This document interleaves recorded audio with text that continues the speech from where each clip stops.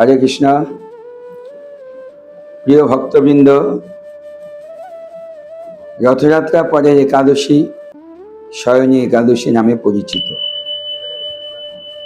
25শে জুলাই 8ই শ্রাবণ শনিবার 2026 শয়নী একাদশী ব্রত। সেই ব্রতের মাহাত্ম্য আজকে আমরা শ্রবণ করব। তারপর একাদশী পালনের সময়সূচি প্রদান করা হবে। মহারাজ যুধিষ্ঠির বললেন, হে কৃষ্ণ, আষাঢ় মাসের শুক্লপক্ষী একাদশীর নাম কি, এর মহিমাই বা কি, তা আমাকে কৃপা করে বলুন।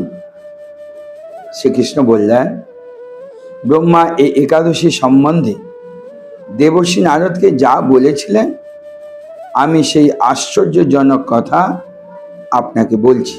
শ্রী ব্রহ্মা বললেন, হে নারদ, এ সংসারে একাদশীর মতো পবিত্র আর কোনো ব্রত নাই। সকল পাপ বিনাশের জন্যে এই বিষ্ণুব্রত পালন করা একান্ত আবশ্যক। যে ব্যক্তি এই প্রকার পবিত্র, পাপ নাশক এবং সকল অভীষ্ট প্রদাতা একাদশী ব্রত না করে, তাকে অবশ্যই নরকগামী হতে হয়।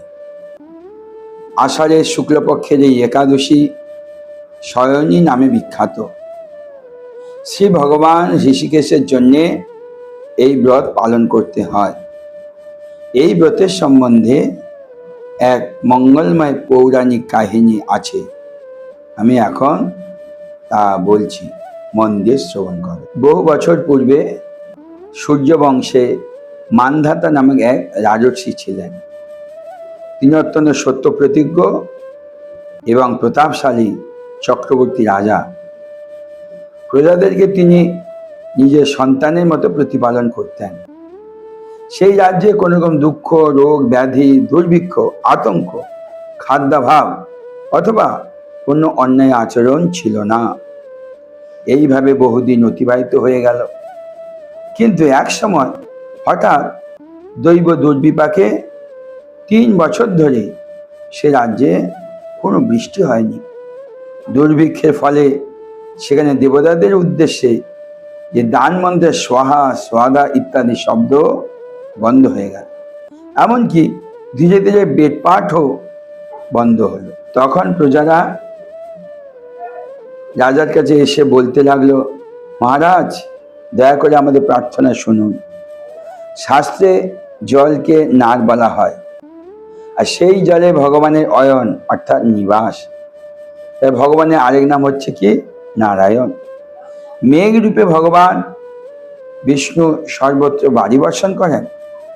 সেই বৃষ্টি থেকে অন্ন এবং অন্ন খেয়ে প্রজাগণ জীবন ধারণ করেন। এখন সেই অন্নের অভাবে প্রজারা ক্ষয়প্রাপ্ত হচ্ছে। অতএব হে রাজন, আপনি এমন কোন উপায় অবলম্বন করুন যাতে আপনার রাজ্যে শান্তি ও কল্যাণ সাধিত হয়। রাজা মান্ধাতা বললেন, হ্যাঁ, তোমরা ঠিকই বলেছ।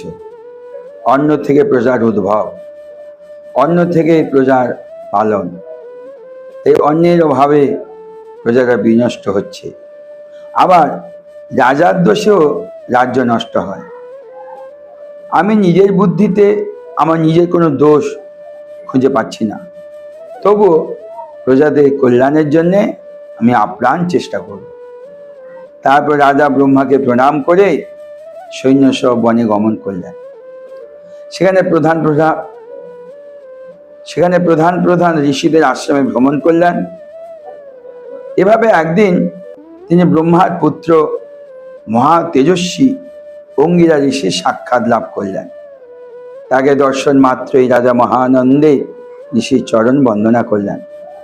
রাজা তখন তার বনে আগমনের কারণ সবিস্তারে ঋষির কাছে জানালেন।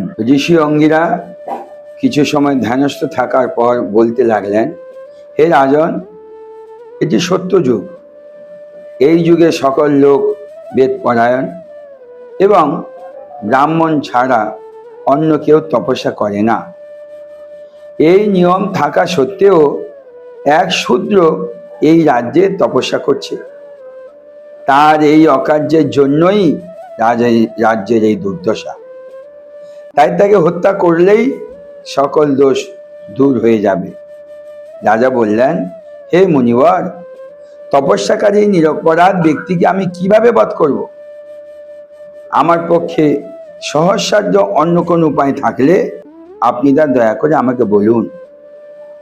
তদুত্তরে মহর্ষি অঙ্গিরা বললেন, আপনি আষাঢ় মাসে শুক্লপক্ষিয়া শয়ন একাদশী অত্যন্ত প্রসিদ্ধ, আপনি এই ব্রত পালন করুন। এই ব্রতের প্রভাবে নিশ্চয়ই রাজ্যে বৃষ্টি হবে। এই একাদশী সর্বসিদ্ধি প্রদানকারী এবং সর্ব উপদ্রব নাশকারিণী। হে রাজন, প্রজা ও পরিবারবর্গ সহ আপনি এই ব্রত নিষ্ঠা সহকারে পালন করুন। মুনিবরের কথা শুনে রাজা নিজের প্রাসাদে ফিরে এলেন। আষাঢ় মাস উপস্থিত হলে রাজ্যের সকল প্রজা রাজার সাথে এই একাদশী ব্রতে অনুষ্ঠান করেছিলেন। ব্রতের প্রভাবে প্রচুর বৃষ্টিপাত হলো। কিছুকালের মধ্যেই অন্নাভাব দূর হলো। ভগবান ঋষিকেশের কৃপায় প্রজাগণ সুখী ও আনন্দিত হলো। এই কারণে সুখ ও মুক্তি প্রদানকারী এই উত্তম ব্রত পালন করা সকলেরই অবশ্য কর্তব্য। ভবিষ্যৎ পুরাণে যুধিষ্ঠির শ্রীকৃষ্ণ তথা নারদ ব্রহ্মার সংবাদ রূপে এই একাদশী মাহাত্ম্য বর্ণিত হয়েছে।